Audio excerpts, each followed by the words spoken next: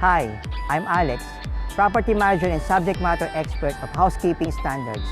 We are here today in one of the communities of DMCI homes in Pasay City, La Vertio Residences.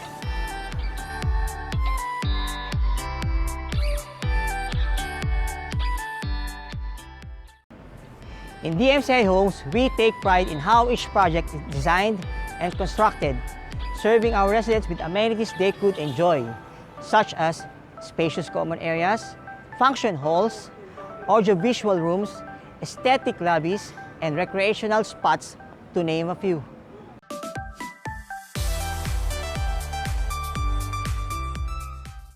In this tutorial, me and my team will teach you on how to maintain these areas as good as new, because we believe that a clean community is a happy community. Welcome to QualiClean Communities.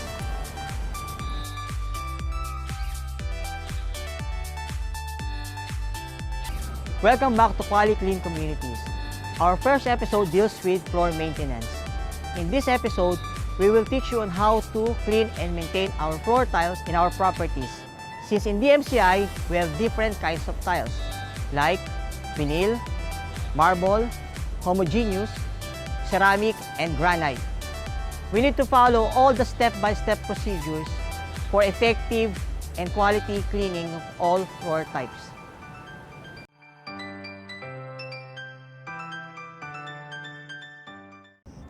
Ceramic and rough textured tiles are usually used in our indoor lobbies, hallways, and outdoor areas. These areas should be maintained through daily mopping and scheduled general cleaning. Please prepare the following items: all-purpose cleaner, floor stripper, creme cleanser, hand gloves, low-speed floor polisher, brush pad, wet floor sign, clean floor mop, mop bucket.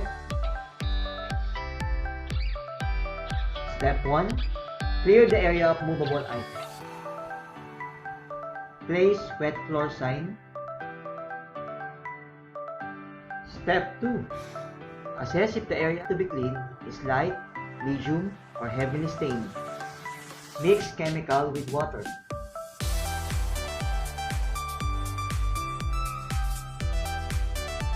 Step 3. Apply the chemical to be used using a low-speed polisher and brush pad or blue pad. Use at least 5 to 7 passes to remove the stains.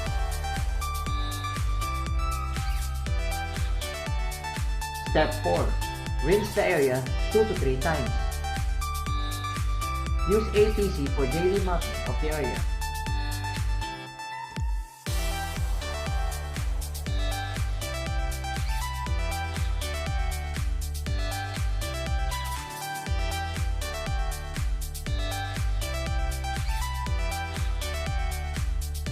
Vinyl flooring is commonly used in our audiovisual room, gym, and game room.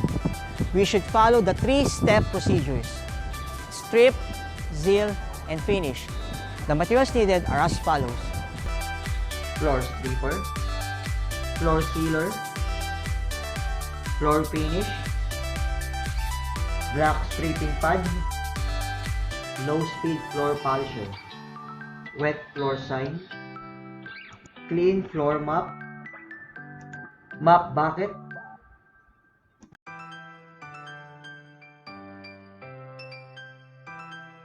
Step 1. Stripping process. Clear the area of movable items. Place wet floor sign.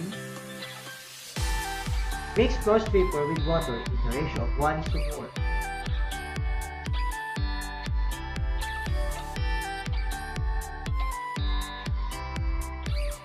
Apply the solution to the floor and let it stay for 5 minutes.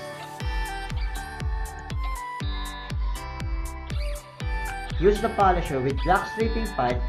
For initial application, use 7 passes per line.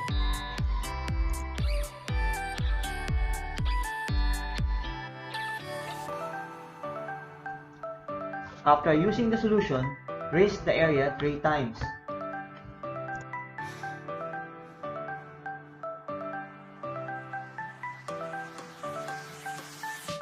Then, dry the area. Step 2. Sealing process.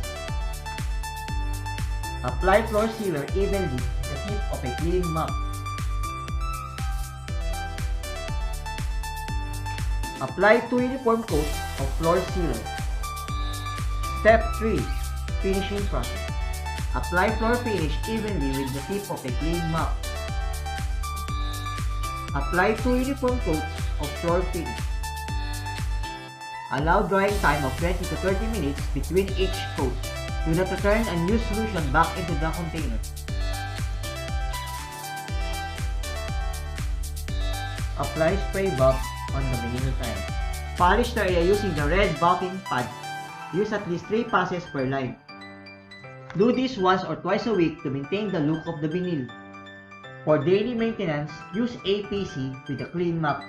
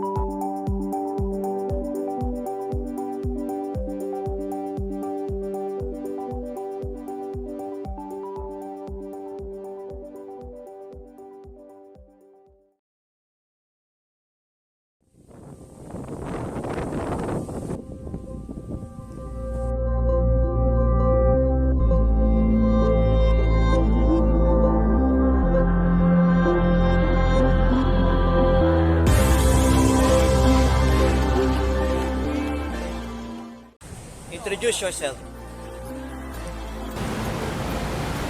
I'm Joel Bulao, Property Manager of Fairway Terraces.